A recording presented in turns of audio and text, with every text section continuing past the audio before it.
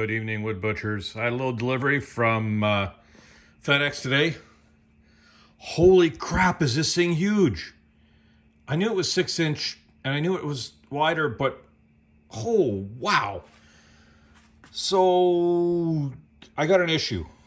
This is my cobbled together, jury-rigged, 12-volt, linear actuated blast gate. It's been working great overall.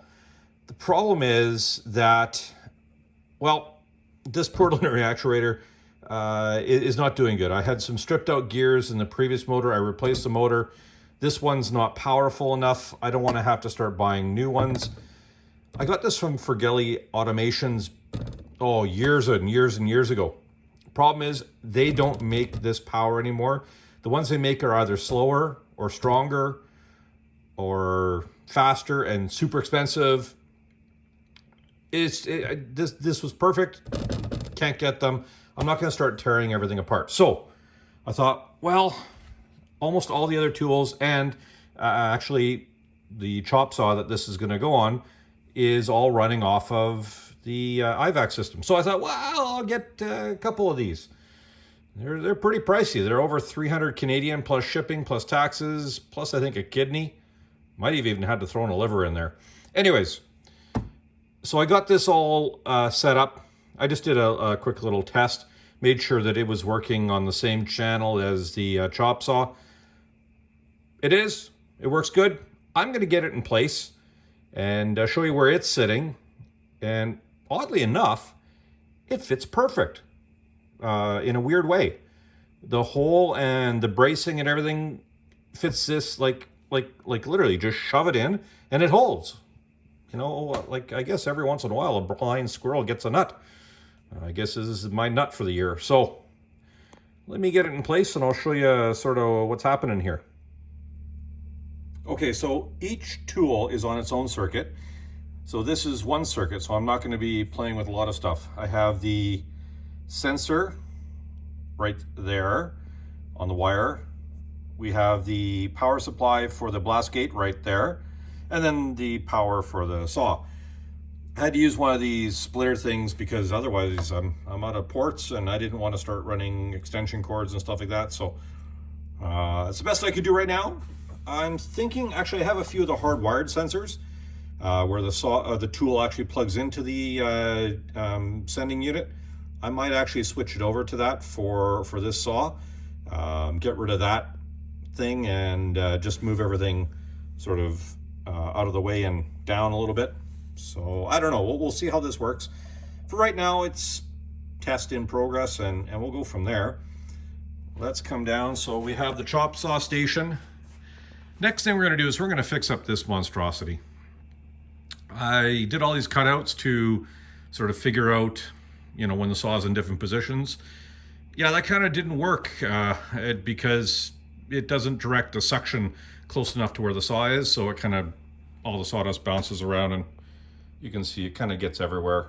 So my idea is I'm going to make some wings that are going to fit and some magnets and stuff. That little box will be removed because I won't be using that 12-volt component. Remember, this thing will shut all the other gates and then open just the one that I'm at, the tool I'm at.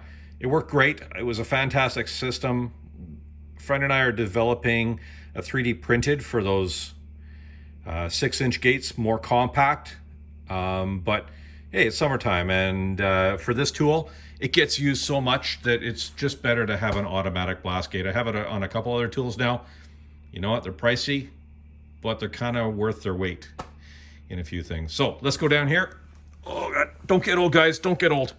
Okay, so we have it all boxed in here, and this fits in. So there's a 6-inch hole right there, and oddly enough, that little stringer supports the chop saw. It just fits in there right perfectly. Like you can't, it's stuck in there. I might need to make some clips just for my own sanity to keep it stronger, but as long as I flipped it upside down, we're good to go. Power plugged in. Let's hit the saw and see if this thing opens. Can you see there? I'm reaching up to the saw. Okay. Yeah, probably dangerous, but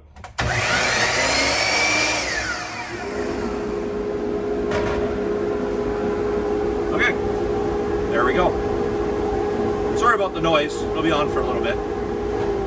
There we go, off. So that works good. All I got to do now is just hook up my flex hose that goes into the main line, and we're solid.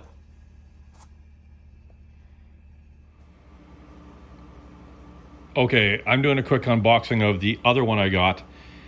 So, wow. If we're looking at this, I got my tape measure out here. The box itself is 22 inches long by 10, was it 10 and a half, 10 and a quarter, somewhere between there. And it's, how tall is it? Almost 7 inches tall. That's a big box for a blast gate. I thought, well, what the heck, did they put all two in one, or how does that work? Nope, this is one blast gate. It's really well packaged, I think. Come on, oh, don't drop it on the floor. There we go. Okay, so it's well packaged. I think, you know, my impression is that this IVAC stuff is pretty good. You see some previous videos where I've done some installation of it. So here we go. We got a little power unit, 16 volts. So it's really compatible with nothing other than this thing. But if you look at it, they've got some custom cut cardboard here that holds everything in place. And I gotta say, my initial impression was, dang, this thing is huge and what a complete waste, and this was stupid. And the more I look at it, the more I realize, you know, this is all brushed aluminum. That feels like it's brushed aluminum. They're using the same, it looks like the same motor and the same control unit as they have on the 4-inch model. If you look at here, they look the same. If only I could just buy this and then notch the other blast gate to fit this. I don't know. That would be nice. I'm not good at hacking or reverse engineering anything. I'll just buy them. So, pretty straightforward stuff. Nicely packaged. Tolerances are really good, you know. This is, you can see it's shear cut, but that's okay. If we look at the end,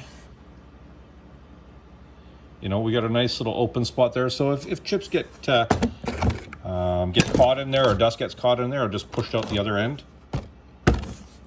And here we go. So, oh, focus. There we go. So, yeah, there's a little bit of spacing, but I think it's enough to keep it moving perfectly fine. Again, they got the little spacers holding everything apart. That could have been maybe a little closer tolerance. Or maybe they could have made this out of plastic so it slid a little bit better, but hey, you know what? Convenience, you got to pay for it sometimes, right?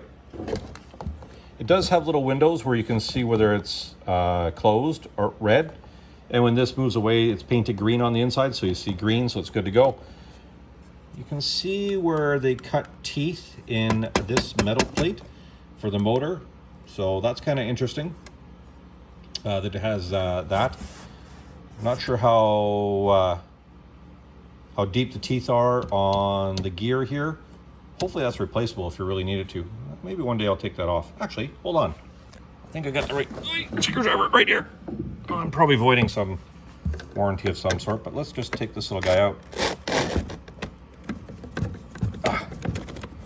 Curiosity.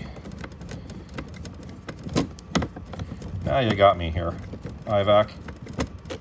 Yeah, there we go.